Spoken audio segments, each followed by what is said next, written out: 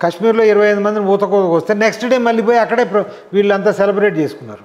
హిందువులే ఇప్పుడు కూడా రోజు పోయి ఫోటోలు కూడా పెట్టడం, ఇన్స్టాగ్రామ్లో యూట్యూబ్లో ఇవన్నీ పెట్టడం. అంటే ఇంతకంటే దరిద్రపు జాతి ప్రపంచంలో ఎవడు, హిందువు కంటే దరిద్రపు జాతి ఎవడు ఉండడు, ముఖ్యంగా ఆధునిక హిందువు. అయితే ఆ మీటింగ్ ఏంటంటే ఇప్పుడు చాణక్యుడు ఏం చెప్తా అంటే ధర్మస్య సుఖస్య మూలం ధర్మ, అంటే మనిషి సుఖంగా ఉండటం కావాల్సింది ధర్మం. ధర్మస్య మూలం అర్థ, అంటే ధర్మానికి కావాల్సినది మూలము డబ్బు, అర్థము అంటే రిసోర్సెస్ వనరులు. అర్థస్య మూలం రాజ్య, అంటే మనకు వనరులు కావాలంటే మనకు రాజ్యం అంటే సెపరేట్ దేశం ఉండాలి. సుఖస్య మూలం ధర్మ, ధర్మస్య మూలం అర్థ, అర్థస్య మూలం రాజ్య. ఇది 2-3 వేల సంవత్సరాల క్రితం చాణక్యుడు చెప్పాడు. ధర్మం నిలబడాలంటే మనకి రాజ్యం అనేది, మన దేశము మన అనేది ఒకటి ఉండాలి. హిందూ దేశం, హిందూ ధర్మం నిలబడాలంటే హిందూ దేశం ఉండాలి. ఈరోజు జూయిష్ మతం నిలబడిందంటే దానికి ఇజ్రాయెల్ కారణం. ఇప్పుడు ఇస్లాం మతం నిలబడిందంటే 50 ఇస్లాం దేశాలు ఉన్నాయి. క్రైస్తవ మతం నిలబడిందంటే 157 క్రైస్తవ దేశాలు ఉన్నాయి. బౌద్ధం నిలబడిందంటే 7 బౌద్ధ దేశాలు ఉన్నాయి. మరి ప్రపంచంలో ప్రతి 7గురిలో ఒకళ్ళు హిందూ అమ్మ, ప్రతి 15% హిందువులు ఇప్పుడు ఈరోజు ప్రకారం. కానీ ఒక దేశం కూడా లేదు. మనకి ఏదైనా అయితే నిలబడేవాడు ఎవడు లేడు, ఏ రాష్ట్రం ఏ దేశం నిలబడదు. కాబట్టి మనకు కావాల్సింది ఏంటంటే ఒక హిందూ దేశం, అందులో కేవలం హిందువులే ఉంటారు. ఆ దేశం కావాలి మనకి. ఆ దేశం ఏ విధంగా రావాలి? రాజ్యాంగాన్ని సవరించవచ్చు. ఎందుకంటే బ్రిటిష్ పార్లమెంట్ చట్టం చేసి మన దేశాన్ని ఎందుకంటే ఆ రోజు వాళ్లే కదా అధికారులు, వాళ్ళు చట్టం చేశారు, పాకిస్తాన్ భారతదేశం అని చేశారు. అదేవిధంగా ఇప్పుడు మన ప్రజెంట్ పార్లమెంట్ కూడా చట్టం చేసి రాజ్యాంగాన్ని సవరించి అది హిందూ దేశం, మిగిలిన వాళ్ళకి వాళ్ళ దేశాలు ఇచ్చి అందులో కొంత భాగం మనకి హిందువులకు ఇస్తే అది రాజ్యాంగంలో ఆ ప్రస్తావన పెట్టి చేయించాలి. మరి చేస్తేనే అప్పుడు నిలబడుతుంది. అలా అయితే ఇప్పుడున్న సీఎంలు పిఎంలు ఎవరైతే కావాల్సింది ప్రజల్లో ఇది రావాలి, చైతన్యం రావాలి హిందువుల్లో. కరెక్ట్. మనకి ఇల్లు అమ్మ, మనకి ఇల్లు లేకపోతే మనిషి ఉండగలడా? లేడు కదా. మనకు అనేది మన అద్దె ఇంట్లో ఎన్నాళ్ళు ఉంటాం? ప్రతివాడు సొంత ఇల్లు ఎందుకు కొనుక్కుంటాడమ్మా?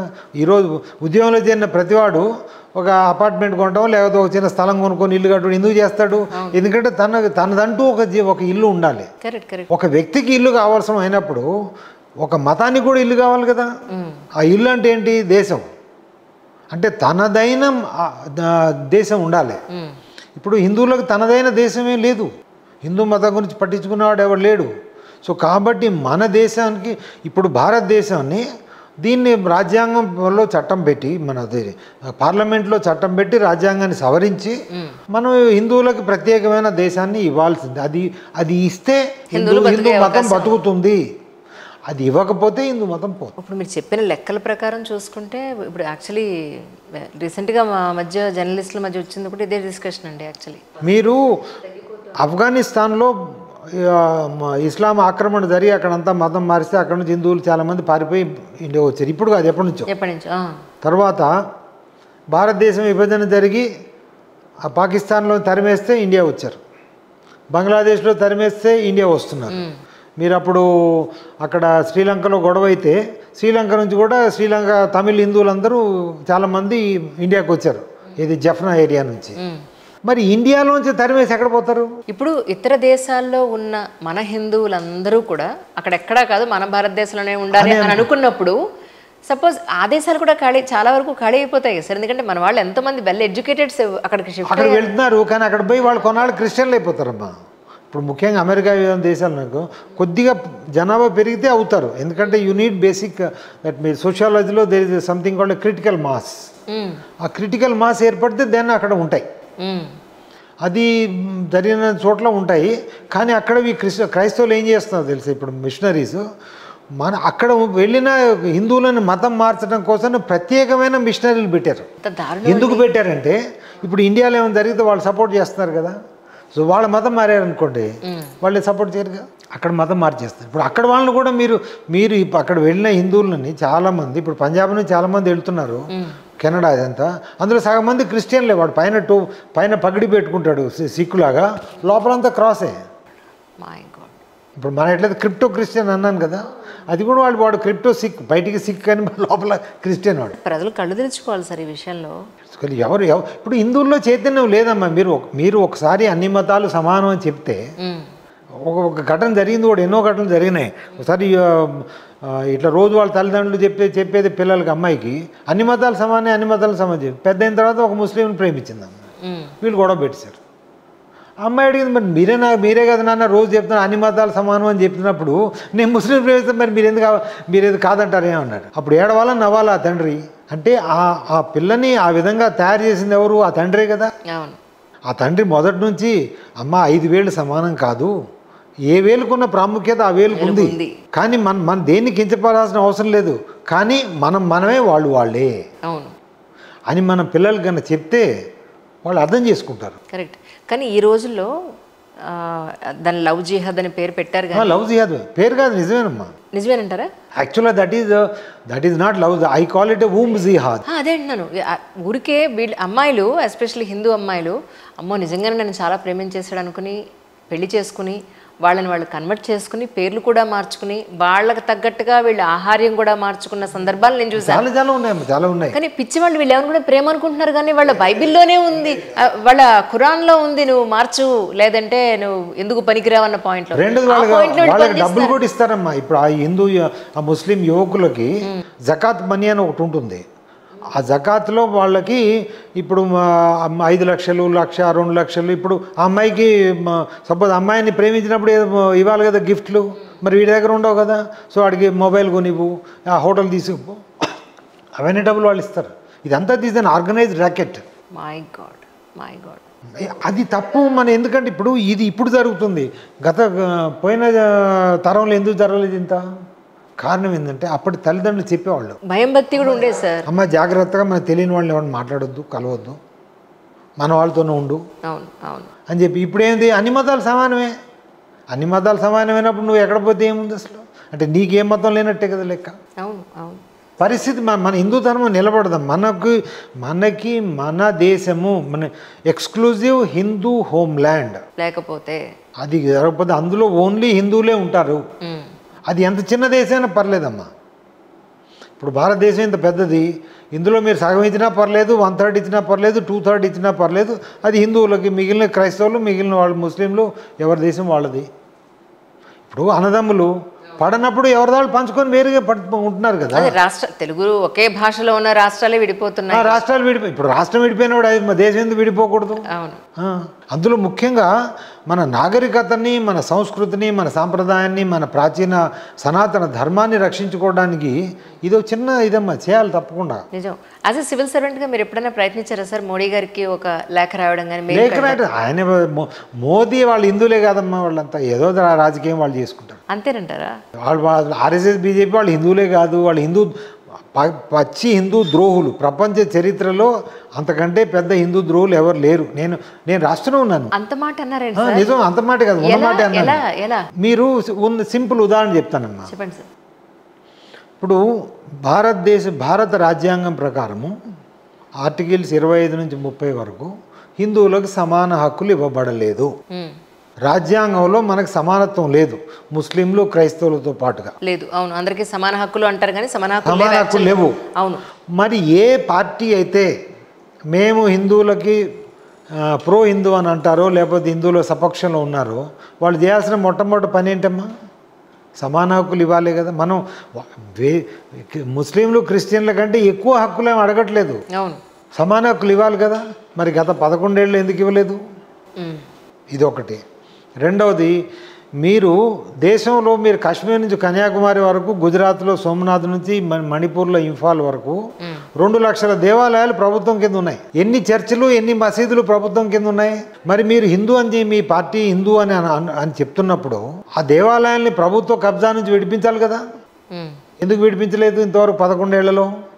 అది కాగా ఉత్తరాఖండ్లో చార్ధామ్ 50 దేవాలయాలను ఈ ప్రభుత్వం తీసేసుకుంది 2019లో. అంటే ప్రభుత్వం కింద ఉంటే ఒక రక్షణ కాదంటే ఎట్లా ఉంటుందండి రక్షణ? ఇప్పుడు మన తిరుపతి వెంకటేశ్వర స్వామికి మనం డబ్బులు వేసాం, ఎక్కడ పోతున్నాయి అవి?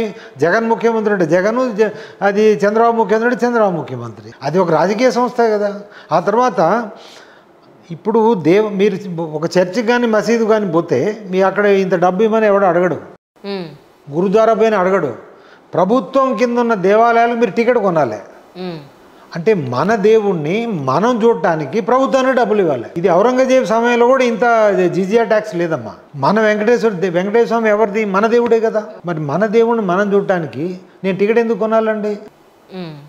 ఇది ఎవరు హిందువులు ఎవరు అడగట్లేదమ్మా. అంటే ఇంత దౌర్భాగ్య పరిస్థితి. మీరు ఆర్ఎస్ఎస్ బీజేపీ హిందువులు అని చెప్పుకునే వాళ్ళు మరి ఈ దేవాలయాన్ని ప్రభుత్వం నుంచి విడిపించాలి కదా. సరే, ఇప్పుడు సపోజ్ గవర్నమెంట్ నుంచి కాదనుకుంటే మళ్ళీ ప్రైవేటీకరణ చేయాలా? ఇప్పుడు ప్రైవేట్ అవసరం లేదమ్మా. హిందూ సమాజం వచ్చే డబ్బులు మరి ఇప్పుడు వినండి, ఇప్పుడు ఈ వెంకటేశ్వర స్వామి దేవాలయం ఎప్పుడు కట్టారు? తిరుపతి ఎప్పుడెక్కడ సార్? ఒక 500 ఏళ్ళు అయితే ఉంటుంది కదా. ఖచ్చితంగా. అవునా కదా. అప్పుడు ఈ ప్రభుత్వం ఉందా? అప్పుడు ఎవరు నడిపారు? అప్పుడున్న రాజులు కాదు, రాజులు. వాళ్ళు ఏమన్నా ఇది వివాదం వస్తే వాళ్ళ మధ్యలో చేసుకునేది. కానీ ఆనాటి హిందూ సమాజం నడిపేది. ధర్మకర్తలు అంటే వాళ్ళు. ఆనాటి హిందూ సమాజం నడిపేది. ఆ డబ్బుతోని బడులు, దేవాలయాలు, వేద పాఠశాలలు, అయ్యవార్లకి, తర్వాత గోశాలలకి, వీటన్నిటికీ ఖర్చు పెట్టి ధర్మాన్ని నిలబెట్టడం కోసం వాడేది. ఇప్పుడు ఇన్ని వేల కోట్ల రూపాయలు తిరుపతికి వస్తుంటే ధర్మాన్ని నిలబెట్టడం కోసం వాళ్ళు అదే తిరుపతిలో మత మార్పిడి జరుగుతుంటే మరి మీరు దాని ఉపయోగం ఏంటమ్మా? వచ్చే ఆదాయం అంతా పరిస్థితి ఏమిటి? ఎటు వెళ్తున్నట్టు? సంవత్సరానికి దాదాపుగా 50,000 కోట్ల రూపాయలు హిందువులు ఇది హుండీల్లో వేస్తున్నారు. కశ్మీర్ నుంచి కన్యాకుమారి వరకు దీన్ని. అదంతా ఆ ప్రభుత్వాలకి వాళ్ళకి పోతుంది. ధర్మం కోసం ధర్మం నిలబడాలంటే, ఇప్పుడు దేశం నిలబడాలంటే మనం అసలు ఆంగ్లేయుల్ని ఇక్కడ నుంచి బయటికి ఎందుకు పారదోలేం? దేశం మనదైనప్పటికీ అది వాళ్ళ వశంలో ఉంది. మన దేశాన్ని మనం నడుపుకోవాలనే ఉద్దేశంలో కదా వాళ్ళని బయటికి పారదోలేం. అట్లాగే మరి దేవాలయం ఎవరిది? హిందువులది. ప్రభుత్వం లౌకికం. అవును, ధర్మ నిరపేక్ష లౌకికం. మరి ఆ ప్రభుత్వం నడుపుతుంటే అది ఇక్కడ మనకు స్వతంత్రం లేనట్టే కదా. కరెక్ట్. మనం ఇంత పెద్ద దేశాన్ని మనం నడుపుకున్నప్పుడు దేవాలయాలు నడుపుకోలేమా? పోనీ మీరు ఒక వ్యవస్థ ఏర్పాటు చేయండి. ఇప్పుడు ఇంతమంది, ఇప్పుడు రిలయన్స్ కంపెనీ ఎంత పెద్దమ్మా, వాళ్ళు నడుపుకుంటారు లేదా? అన్ని లక్షల కోట్ల రూపాయలది ఇది. దానికి ఎట్లా నడుపుకుంటున్నారు? కంపెనీస్ యాక్ట్ అని ఒకటి పెట్టారు. ఆ కంపెనీస్ యాక్ట్లో ప్రభుత్వం చట్టం చేసింది ఏంటి, ఈ విధంగా చేయాలి అని. మీరు అదేవిధంగా చట్టం చేయండి. ప్రతి దేవాలయం దానికి కొన్ని నియమాలు ఈ విధంగా ఉంటాయి. మీరు శంకరాచార్యులు వారు ఉన్నారు, ధర్మాచార్యులు ఉన్నారు, పీఠాధిపతులు ఉన్నారు. వీళ్ళందరితో సంప్రదించి మనం ఏ విధంగా చేస్తే బాగుంటుంది. ఎందుకంటే వాళ్ళే కదా ముఖ్యులు. మనకు మార్గదర్శనం చూపించేది ఎవరు? శంకరాచార్యుల వారు, ధర్మాచార్యుల వారు, పీఠాధిపతులు, అయ్యవార్లే కదమ్మా మనకి ధర్మానికి చూపించేది. సో వాళ్ళని కన్సల్ట్ చేసి మీరు చేయండి. అవును, అవును. అప్పుడు ఈ డబ్బు ధర్మానికి ఉపయోగపడుతుంది, మత మార్పిడులు ఆగుతాయి. అందుకేనే చిలుకూరు బాలాజీ ఆయన ఉన్నారు కదా, రాజన్ గారు, ఆయన. అవును, సౌందరరాజన్ గారు, రంగరాజన్ గారు. ఇది స్వయం ప్రతిపత్తి కలిగి ఉండాలండి, అంతేగాని ఏ ప్రభుత్వాలు తీసుకోవడానికి మేము ఒప్పుకోని చాలా ఫైట్ చేశారు. Amazing points really. మన హిందువులందరూ ఆలోచించాల్సిన విషయం ఇది. మన దేశం మన హిందూ ధర్మం పోయినట్టే. సో కాబట్టి ఆర్ఎస్ఎస్ వాళ్ళు ప్రపంచ చరిత్రలోనే అతిపెద్ద హిందూ ద్రోహులు. దీని కారణమే ఇట్లా చాలా ఉన్నాయి. ఇప్పుడు ఉదాహరణకి ప్రపంచంలో మన ఆవును పూజిస్తాం, మన పాలిచ్చే గేదెని మనం రక్షించుకుంటాం, ఎందుకంటే అది వాటి వల్లనే ఉంటాయి. కానీ మన భారతదేశము గత 15-20 సంవత్సరాల నుంచి ప్రపంచంలోకెల్లా ఇది బీఫ్ ఎక్స్పోర్ట్ అంటే గొడ్డు మాంసాన్ని ఎగుమతిలో 2వ స్థానంలో ఉంది ప్రపంచంలో. అది వీళ్ళ హయాంలో ఎట్లా ఉంది? అది ఎట్లా ఉంది? ఎందుకంటే వీళ్ళు ప్రోత్సాహాలు ఇస్తున్నారు. ఈ ప్రభుత్వం కూడా ఇచ్చింది. దానికోసం రోజు 1,00,000 వీటి జీవాలని చంపుతున్నాం అమ్మా. 1,00,000. మన హిందూ నాగరికతలోనే, పూర్తి చరిత్రలోనే ఏనాడు కూడా జీవహింస ఈ స్థాయిలో జరగలేదు. ఆర్ఎస్ఎస్ బీజేపీ వాళ్ళ హయాంలో జరుగుతుంది. ఇప్పుడు మీరు బీఫ్ ఎక్స్పోర్ట్ అన్నారు సార్. బీఫ్ ఎక్స్పోర్టింగ్ ఖచ్చితంగా దానికి కావాల్సిన పర్మిషన్స్ కావాలి, గవర్నమెంట్ పర్మిషన్ కాదమ్మా, ప్రోత్సాహకాలు ఇస్తున్నాయి ఈ ప్రభుత్వాలు. సీరియస్లీ? మరి ఏంటి పైనుంచి ఇవన్నీ గోవులన్నీ మనకు ఒక సామెత ఉంది, ఏదో చెప్పే శ్రీరంగ నీతులు ఇంకోటి ఏదో అంటారు. ఆ మాట అనకండి మళ్ళీ ఇంకోటి. వీళ్ళు చేసే అదేనమ్మా. అయ్యయ్యో. ఇప్పుడు మీరు 2వ స్థాయిలో ఉండడానికి దానికి 4 కోట్ల జీవాలు ముఖ్యంగా అంటే ఈ గొడ్లని, అది గేదెలు కానివ్వండి, ఇది మన లేకపోతే దున్నపోతులు కానివ్వండి, లేకపోతే ఎద్దులు కానివ్వండి, వీటిని చంపాలి. 4 కోట్లని సంవత్సరానికి చంపాలి. 4 కోట్లు అంటే రోజుకి 1,00,000 కంటే పైన చంపాలి యావరేజ్. My God. అవి అబెటాయిడ్స్ అని ఉన్నాయి, అది మెకనైజ్డ్. అవును, వాటిలో వీళ్ళు చంపుతారు. అంటే మీరు ఇప్పుడు నేను ఇంతకుముందు చెప్పాను కదండి, రుణాలు అని ఉన్నాయి కదా, భూత రుణం మనకి ఎంత అవసరం అంటే, మీరు మన శాస్త్రం ఏం చెప్పుద్దంటే మాంసాహారం తినొచ్చు, కానీ ఆ మాంసాహారం నువ్వు తినాలనుకుంటే ఆ జీవిని నువ్వే చంపాలి. నువ్వే చంపి దాన్ని నువ్వు తింటే అప్పుడు, ఎందుకంటే నీ బ్రతుకు కోసం, నీ ప్రాణాని కోసం నువ్వు తిన్నావు కాబట్టి అది పాపం కాదు. రైట్. కానీ 4 కోట్ల జీవరాశుల్ని మనము చంపి ఎక్స్పోర్ట్ చేసి, ఎగుమతి చేసి, ఆ వచ్చే బ్లడ్ మనీ అంటారు చూసారా, అది ఎంత పాపం. అసలు హిందూ చరిత్రలోనే, హిందూ నాగరికతలోనే మనం అసలు, మీరు మాంసాహారులు కూడా దీన్ని సహించలేరమ్మా హిందువులు. అంటే అది కూడా బయట వాళ్ళకి ఎవరికో తిండి పెట్టడం కోసం అని వీళ్ళు ప్రోత్సాహకాలు ఇచ్చి చేస్తున్నారు. ఇది ఇప్పుడు ఏమైనా గట్టిగా అన్నా అనుకోండి, హిందువులు చాలామంది అందులో వాళ్ళు ఓనర్స్ హిందువులే అంటారు. ఓనర్ హిందూ అయినంత మాత్రాన ఇది తప్పు కాకుండా పోద్దా? ఎక్కడ పోతుందండి? అది ముస్లిమో, అది మనం అడగట్లేదు కదా, మనం అడిగేది ఆ జంతువుని రక్షించండి అయ్యా అని అంటున్నాం. అది ఒకవేళ హిందువే చంపాడు అనుకోండి, హిందువు నుంచే రక్షించండి. అవును. ముస్లిం చేస్తే ముస్లిం నుంచి రక్షించండి, క్రైస్తవుడు చేస్తే క్రైస్తవుని చేయండి. అది రెండోది, మనం డొమెస్టికల్గా మన దేశంలో తినే వాళ్ళ గురించి అనట్లేదు. అవును, ఇది ఓన్లీ ఎగుమతి గురించే మాట్లాడుతున్నాం. అవును, మళ్ళీ బిజినెస్ అయింది కదా, బిజినెస్ దారుణం. అందులో ఇప్పుడు ఉన్న అబెటాయిడ్స్లో ఇది దాదాపుగా 70% మీరు ఉత్తరప్రదేశ్లో ఉన్నాయి. ఉత్తరప్రదేశ్ కౌ బెల్ట్ అని అంటారు. మళ్ళీ బయటికి జరిగేదొకటి. హిందువులంతా అమాయకుల కంటే కూడా ఇంకొక ఏదైనా పెద్ద బాగుంటే చెప్పండి. అదే అంత వెధవలు ఇంకెవాళ్ళు ఎవరు లేడమ్మా. మీరు ఈ వాట్సాప్లో వచ్చేది చూసి నమ్మేస్తారు. అవును, అవును. అసలు నిజమేం జరుగుతుందో తెలుసుకోవాలని ప్రయత్నం చేయరు. ఇప్పుడు మనం చెప్పామనుకోండి, నేను ట్వీట్ చేస్తే ఎందుకంటే అది బీజేపీ ఆర్ఎస్ వాళ్ళు పోతుందని, అది హిందువులకి వ్యతిరేకమైన పర్లేదు, కానీ బీజేపీ ఆర్ఎస్ఎస్ వ్యతిరేకంగా మాట్లాడద్దు. నేను హిందువులకు సపక్షంగా మాట్లాడితే అది ఆర్ఎస్ఎస్ వ్యతిరేకం అనుకోండి, నన్ను కూడా తిడుతూ ఉంటారు. నేనే పట్టించుకున్నమ్మా, ఎన్నో కుక్కలు మురుగుతుంటాయి. ఇప్పుడు ఏనుగు రాజాన్ని వెళ్తుంటే కుక్కలు ఎన్నో మురుగుతుంటాయి. ప్రతి కుక్కకు మనం సమాధానం చెప్పాలంటే మనం ముందుకు వెళ్ళలేం కదా. సో అందుకోసం నేను పట్టించుకున్న మీరు చేసే మంచి మీరు చేసుకుంటూ వెళ్ళాలి అని మంచి అని కూడా నేను నేనేదో నాకు అనిపించి ధర్మం కోసం నా శాశక్తులను ఏదో చేస్తున్నాను అంతే. దానివల్ల కొంతమందికి ఏమన్నా ఆ విషయం తెలిస్తే ఏమన్నా ధర్మానికి మంచి జరుగుతుంది.